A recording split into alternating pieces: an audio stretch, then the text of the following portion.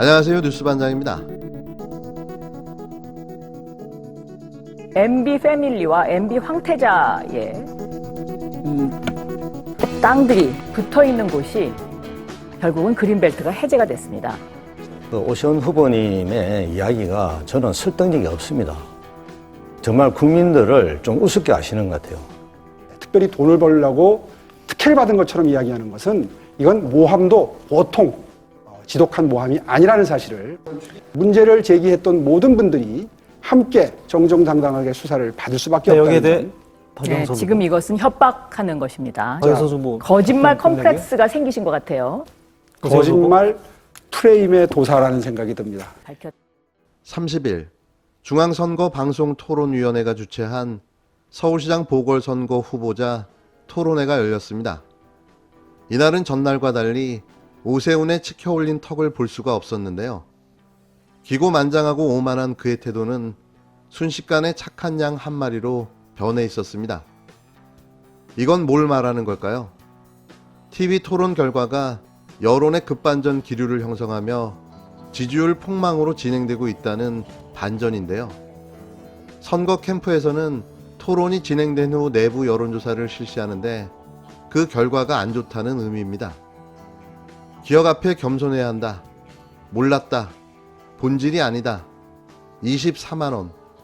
골고루라는 가장 많은 역대급 망언 제조를 불사하더니 단 하루 만에 꼬랑지를 내린 건데요. 그게 그의 모습에 고스란히 담긴 거죠. 순하디 순한 한 마리의 어린 양이 되었으니 말입니다. 이번 선거는 절대 패할 수 없는 적폐와의 진검승부가 될 겁니다. 하지만 현재 쏟아져 나온 문재인 정부의 악재들과 기울어진 불리한 언론 환경 속에 선거의 승리는 더욱더 힘들게만 느껴지는데요. 또 일주일을 남겨두고 나온 여론조사 결과가 우리를 더욱 충격에 빠뜨렸습니다. 4.7 서울시장 보궐선거를 일주일 앞두고 실시한 여론조사에서 오세훈 후보가 박영선 후보를 20%포인트 이상 앞서는 것으로 나타났습니다. 후보는 모든 연령층에서 박 후보보다 높은 지지를 받았는데요. 4.7 보궐선거에서 서울시장 후보로 누구를 지지하느냐를 물었습니다.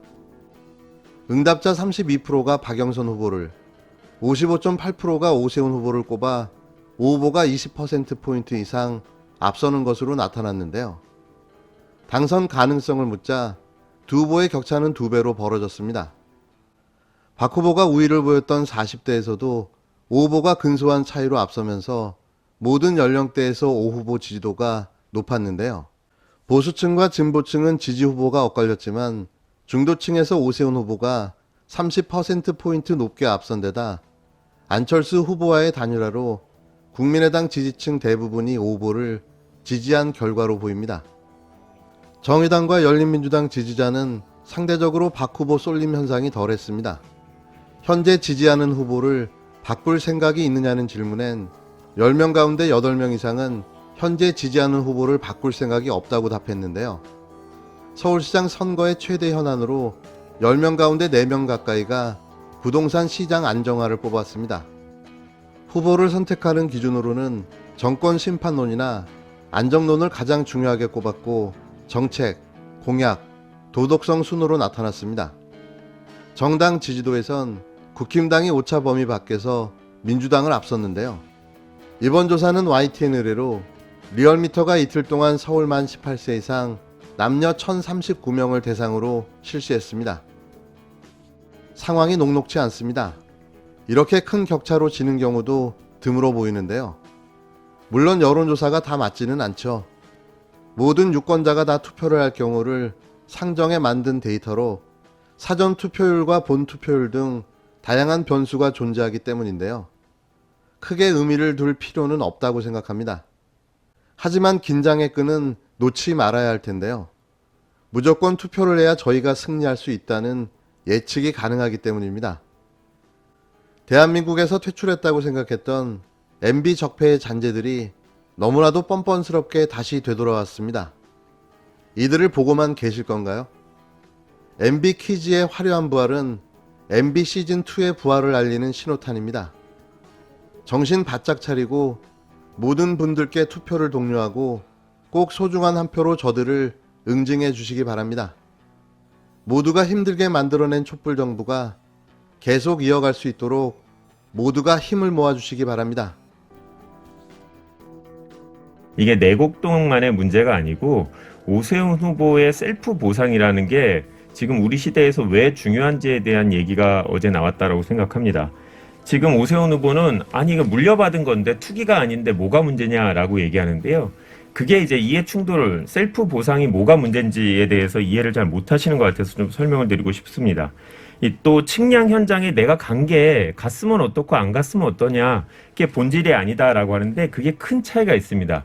본인이 측량 현장에 2005년에 가서 그 땅의 존재, 위치에 대해서 정확하게 알았으면 그게 이제 셀프 보상이 될 수 있기 때문에 본인이 계속 부인하고 있는 건데요.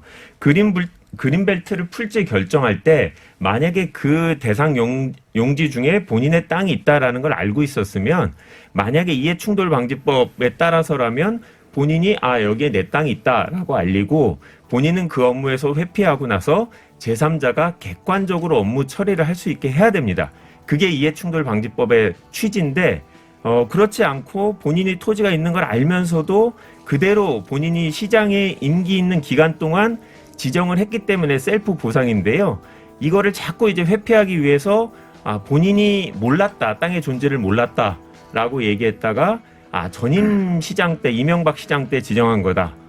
그리고 주택국장이 정결했다라고 얘기하는데 이게 변호사 오 시장도 이제 변호사였으니까 변호사 입장에서 보면 이거는 이해충돌이 뭔지 본인이 알고 계신 거예요. 그렇기 때문에 계속 이거를 피해가기 위해서 본인이 몰랐다라고 부인하시는. 전날에 이어 방송 토론에서 만난 박영선 더불어민주당 후보와 오세훈 국힘당 후보는 내곡동 땅 셀프 보상 의혹을 두고 서로 거짓말을 하고 있다며 또다시 팽팽하게 맞섰습니다. 두 후보는 30일 중앙선거 방송토론위원회가 주최한 서울시장 보궐선거 후보자 토론회에 참석해 토론의 문을 여는 기조연설부터 신경전을 시작했는데요. 박영선 후보는 기조연설부터 내곡동 땅 문제는 오 후보의 공직자로서의 부적절한 태도가 문제라며 자고 나면 거짓말이 나오는데 거짓을 미래 세대에 물려줄 수는 없다고 포문을 열었습니다. 박 후보는 이어진 주도권 토론에서 그린벨트 문제에 대해 모른다고 말하던 오 후보의 발언을 집중적으로 추궁했는데요.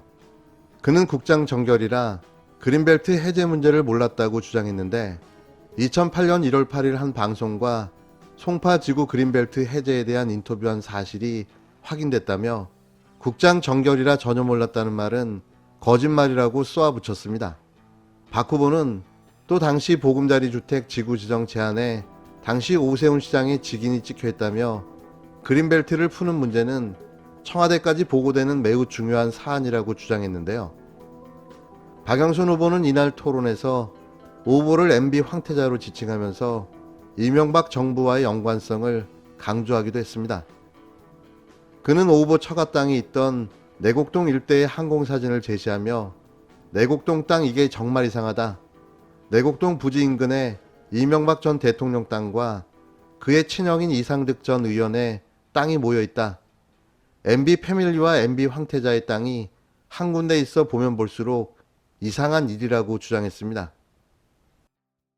31일 TBS 라디오 김어준의 뉴스공장에 출연한 오세훈 국힘당 선거 캠프 윤희석 대변인이 본의 아니게 오세훈의 실체를 밝히며 스스로 자폭하고 말았는데요. 오세훈을 지칭하며 저런 저급한 사람을 천만 시민의 수장으로 그렇게까지 생각하고 싶지 않다고 말해 큰 웃음을 선사해줬습니다. 말을 못했을 뿐 본인도 알고 있었던 거죠.